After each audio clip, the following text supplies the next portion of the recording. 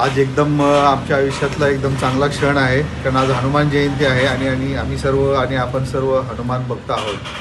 तर सांगण्याहून मला कळतं की 35 वर्षापूर्वी इथं एक मंदिर छोटंसं अस्तित्वात होतं.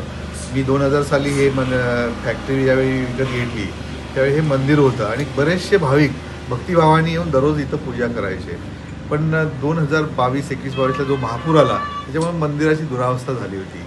तरी भक्तजन येऊन सगळे इथं साफसफाई वगैरे करत असत. तर एक विचार आला मनात की आपण का नाही याचा जीर्णोद्धार करावा आणि सगळ्या लोकांना भाविकांना याच्यासाठी प्रेरणा मिळेल. आणि खरोखरच इथला जो हे मला खूप चांगला अनुभव आलेला आहे, कारण ही बंद पडलेली एकदम MIDC होती ते आम्ही एकदम आता चांगल्या पद्धतीने करून आमचा ह्याच्यामध्ये पण धंद्यामध्ये आमची सुद्धा भरभराट आलेली आहे आणि सगळ्या लोकांना चांगला परिचय येतो आणि लोक एक शांतपणे येऊन देवाची भक्तिभावाने सगळे पूजा करतात आणि त्याचा मला आनंद झाला.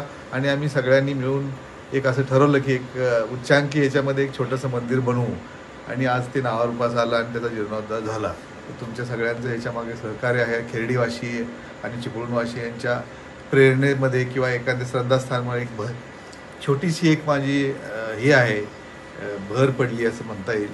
त्याच्यामुळे मग आम्ही सर्वजण खूप आनंदी आहोत. त्याच्यात 2021ला ज्यावेळी पूर आला त्यावेळी मंदिराचं एक छोटं मंदिर होतं. तर ह्या मंदिराचं जसं आपण सांगितलं की तुमचं देखील चांगलं यश आलं, तसंच MIDCला देखील सुगीचे दिवस असतील, काय सांगा? आत्ता हळूहळू ही MIDC प्रगतीपथावर यायला लागलेली आहे. तुम्हाला आठवत असेल पूर्वी प्रभात हॉटेलकडून तुम्ही आत आलात की इकडे एकदम खंजर असल्यासारखं दिसायचं, सगळं शांत शांत दिसायचं. आज वर्दळ वाढलेली आहे लोकांची, ट्रक गाड्या. आणि मला विश्वास आहे हे जागृत देवस्थान आहे, हनुमान भक्त हा सगळ्यांना पावतो आणि आपली ही खेर्डी MIDC आहे ना, प्रचंड अल्पावधीत काळात ही एकदम पूर्वीसारखी भरलेली असेल आणि सगळ्यांची प्रगती होईल असं मला वाटतं.